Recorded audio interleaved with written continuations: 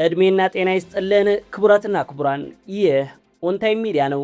ለዕለቱ የተዘጋጁ ዜናዎችን ነው። በቅድሚያ ግን ዋና ዋናዎቹን እናስደምጣችሁ።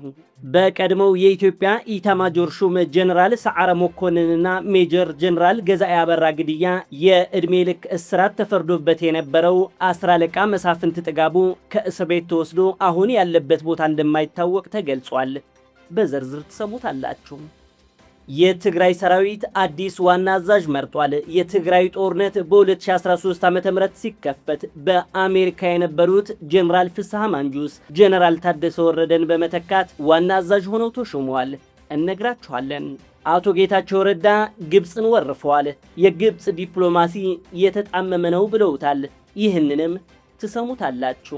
በትግራይ በወረቀት የሚፈተኑ የ12ኛ ክፍል ተማሪዎች ወደሚፈተኑበት ዩኒቨርሲቲ መግባት ጀምረዋል። ይህንንም ታደምጡታላችሁ። የኤርትራዋ ዋና ከተማ አስመራ በውሃ ጥም፣ በመድኃኒት እጥረትና በመብራት መቆራረጥ ምክንያት በከፍተኛ ችግር ውስጥ እንደምትገኝ አንድ የቀድሞ የሻዕቢያ ታጋይ ተናግረዋል። ይህንንም ይዘናል። ኦንታይም ሚዲያን ሰብስክራይብ እያደረጋችሁ አብራችሁን ዝለቁ። በጀነራል ሰዓረ መኮንን ግድያ የዕድሜ ልክ እስራት ተፈርዶበት የነበረውን ግለሰብ ከእስር ቤት ውስጥ ተወስዶ አሁን ላይ ያለበት ቦታ አለመታወቁን ተገልጿል።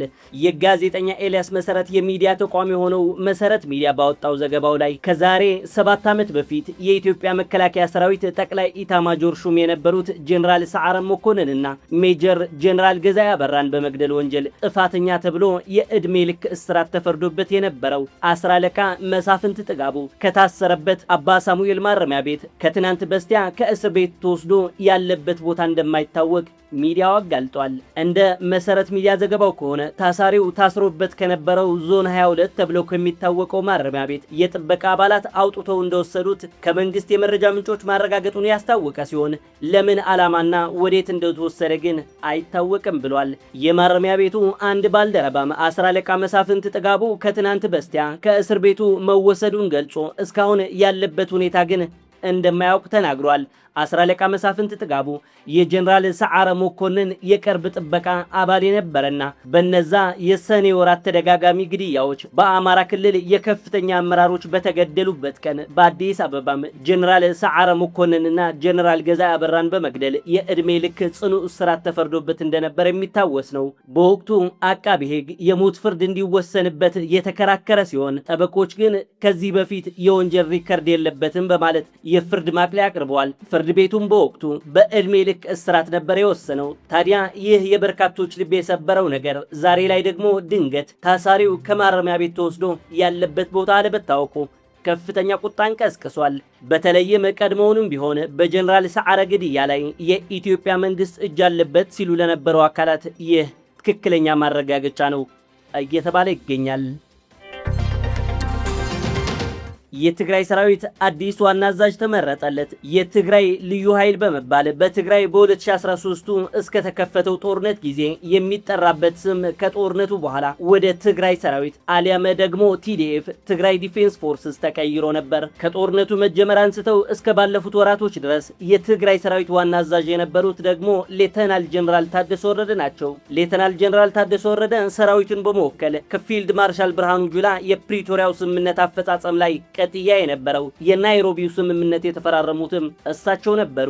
ጀነራል ታደሰ ወረደ የፕሬዝዳንትነት ስልጣናቸው እስከተነጠቁበት ጊዜ የሰራዊቱም አዛዥ እንደነበሩ ነው የሚታሰበው። ባለፉት ወራት ደግሞ ይህ ቦታ ክፍት ሆኖ ቆይቷል። በይፋ ባይሾምለትም ግን አብዛኛውን ስራ በሰላምና ጸጥታ ኃላፊው ጀነራል ፍስሐ ኪዳኑ ማለትም ፍስሐ ማንጁስ ነው ሲመራ የነበረው የሚሉ አሉ። በትናንትናው ዕለት ግን በይፋ የትግራይ ሰራዊት ዋና አዛዥ ጀነራል ፍስሐ ኪዳኑ ማለትም ፍስሐ ማንጁስ ሆነው መሾማቸውን ተረጋግጧል። በርካቶች የትግራይ ሰራዊት ዋና አዛዥ ጀነራል ኃይለ ሥላሴ ግርማይ ማለትም ወድም በይተይ ይሆናሉ ብለው ጠብቀው የነበሩ ቢሆንም ጀነራል ፍስሐ ማንጁስ ቦታውን ተረክበዋል። ጀነራሉ በ2013 የትግራይ ጦርነት ሲከፈት አሜሪካ ላይ ነው የነበሩት። እስከ የሰኔ 21 ድል ያለው የትግል ጊዜም ሱዳን ላይ ሆነው ነው የተመለከቱት። በ2014 ታዲያ ጀነራል ፍስሐ መንጁስ ከሱዳን ወደ ትግራይ በልዩ አውሮፕላን ሲገቡ የጀነራል ታደሰ ወረደ ምክትል እንደነበሩ የሚነገርላቸው ጀነራል ወድመዴን ደግሞ ወደ ሱዳን ተቀይሯል። ጀነራል ፍስሐ መንጁስ በወታደራዊ ሳይንስ ጥበብ ስማቸው ከሚነሱ ጀግና ጀነራሎች አንዱ እንደሆኑ የሚወራላቸው ሲሆን እስከዚህ ሹመት ድረስም የትግራይ ሰላምና ጸጥታ ቢሮ ኃላፊ ሆነው ሲሰሩ ቆይተዋል።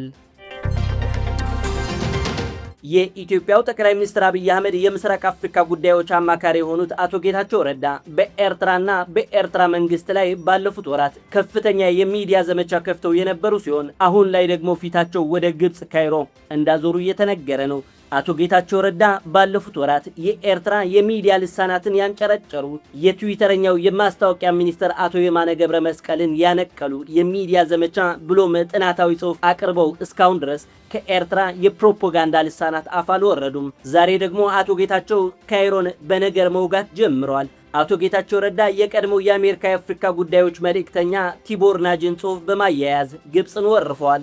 የኢትዮጵያ ሚዲያዎችም እየተቀባበሉት ያሉት የቲቦር ናጅ ጽሑፍ እንዲህ ይላል። ግብጽና ኤርትራ በቀይ ባህር ዙሪያ ያሉ በመሆናቸው ወሳኞቹ እነሱ ብቻ ከሆኑ የአባይም ውሳኔ ሊወስኑት የሚገባው በአባይ ገባሪ ሀገራት ብቻ ናቸው ማለት እኮ ነው ሎጂኩ የሚል ጽሑፍ ጽፈው ነበር። ይህ ጽሑፍ ግብጽና ኤርትራ ባህሩ የማይነካቸው የቀይ ባህር ሀገራት እዚህ ውስጥ አይመለከታቸውን ማለታቸውን የጻፉት ጽሑፍ ነው። ይህንን የቲቦር ናጅን ጽሑፍ ታዲያ አቶ ጌታቸው ረዳም ከግርጌ ያስቀምጠው እንዲህ ሲሉ በትዊተር ገጻቸው አስፍረዋል። የግብጽ ዲፕሎማሲ ችግር አለበት የሚባል ነገር ካለው አብዛኛው ጊዜ በምናብ ለተፈጠሩ የታሪካዊ መብት ጥያቄዎቿ ለማገልገል ሲባል ታሪክን፣ ሳይንስን፣ ኢንጂነሪንግንና ጂኦግራፊን አጣሞ ለማቅረብ የመጣጣር ጉዳይ ነው የሚል ቃሪያ ጥፊ ወደ ግብጽ ልኳል። በትግራይ ጦርነት የብልጽግና መንግስትን ራቆቱን በማውጣት የሚታወቁት አቶ ጌታቸው ረዳ አሁን ደግሞ ወደ አስመራና ካይሮ ዞረዋል። ጣሊያን ውብ ከተማ አድርጎ ከተሜነት ማስለምደው የተዋት የኤርትራ ዋና ከተማ አስመራ ዛሬ ላይ የድሮ አስመራ መሆን ያቃታት ይመስላል። ጣሊያን የገነባቸው ህንፃዎች ወዛቸው ለቋል። አዳዲስ ህንፃዎች ማየትም በኤርትራ በርቅ ነው። ከተማዋ ይዛ የተረፈችው የጣሊያን ስያሜ ያገኙ ስሞችና አንዳንድ የሚወሩ የአራዳ ቋንቋ የሚመስሉ የጣሊያንኛ ቃላት ብቻ ናቸው። ከሰሞኑ ደግሞ አስመራ በከፍተኛ የውሃ እጥረት ምክንያት እየተሰቃየች ስለመሆኑ አንድ ዘገባ አመላክቷል። የቀድሞው ነባር የሻዕቢያ ታጋይና የአስመራ ዩኒቨርሲቲ ዲንም የነበሩት አሁን ላይ ደግሞ በኖርዌይ ዩኒቨርሲቲ ተመራማሪ የሆኑት መሐመድ ከይር ዑመር ኤቭሪቲንግ ፌሊንግ አፓርት ራፒድሊ ኢን ኤርትራ በሚል በኤርትራ ሁሉም ነገሮች በፍጥነት እየፈረሱ ነው ብለዋል። በአስመራ ከባድ የንጹህ መጠጥ ውሃ እጥረት ተከስቷል። ህዝቡ በከፍተኛ ናቅፋ እጅግ ጨዋማ ውሃ በቦቴዎች እየገዛ ነው። ለአንድ በርሚል 15 ናቅፋ ወይም ደግሞ $1 እየገዛ እየተጠቀመ ነው። ይህ የሚገዛው ውሃም ለመጠጥ አይሆንም። በአስመራ ሆቴሎች ሽንት ቤት ለመጠቀም እንኳን አስቸጋሪ ሆኗል። የሚደፋ ውሃም የላቸውም ይላሉ። በኤርትራ የመብራት መጥፋትም እጅግ የተለመደ ነገር ነው። መድኃኒት ማግኘትም ብርቅ እየሆነ ነው። እንደ ፓራስታሞል የመሳሰሉ ቀላል መድኃኒቶች እንኳን ማግኘት አልተቻለም ብለዋል። በኤርትራ መድኃኒትም ጭምር ከዲያስፖራ ቤተሰብ ከውጭ ሀገር መላክ ተጀምሯል ይላሉ። ኤርትራ ሁሉ ነገሯ እየፈረሰ ባለበት ጊዜ ግን አንድ በቦታው ያለ ነገር አለ። የውትድርናና ውጊያ ፍላጎት ብቻ ነው ያለው ሲሉ ተመራማሪው በጽሁፋቸው አስፍረዋል። በትግራይ የ12ኛ ክፍል በወረቀት የሚፈተኑ ተማሪዎች ወደ መፈተኛ ዩኒቨርሲቲዎች መግባት ጀምረዋል። በፌዴራል መንግስቱና በትግራይ አመራሮች መካከል ያለው ውጥረት የበርካታ ሺህ ህፃናት ህይወት ለማበላሸት ከጫፍ ደርሶ ነበር።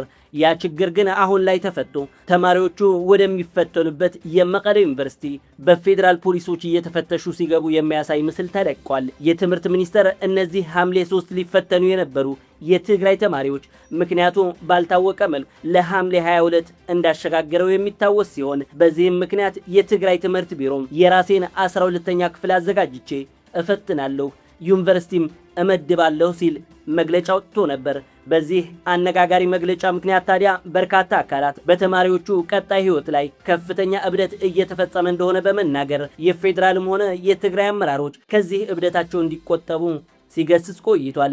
በመጨረሻ ግን የትምህርት ሚኒስቴር ባወጣው መርሃ ግብር እስከ 15000 የሚደርሱ የትግራይ ተማሪዎች በአክሱምና በመቀለ ዩኒቨርሲቲ ፈተናውን ለመውሰድ እየገቡ ይገኛሉ። ከዚህ በፊት 14000 የሚደርሱ የትግራይ ተማሪዎች በኦንላይን መፈተናቸው የሚታወቅ ነው።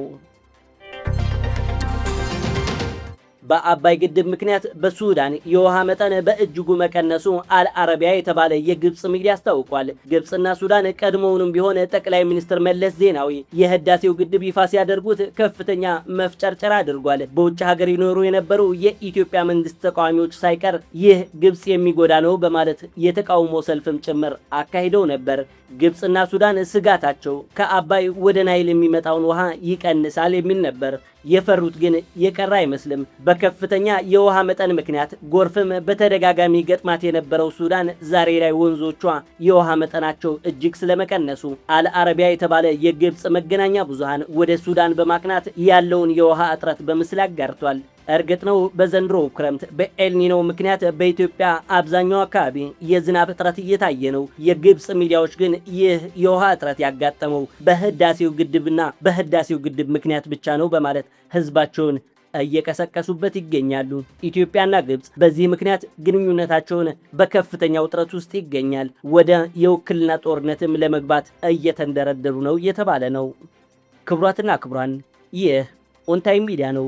መሰል ትኩስ ዜናዎችና ትንታኔዎች ለማዳመጥ ቻናላችንን ሰብስክራይብ ያድርጉ። ሰላም ለሰው ልጆች በሙሉ።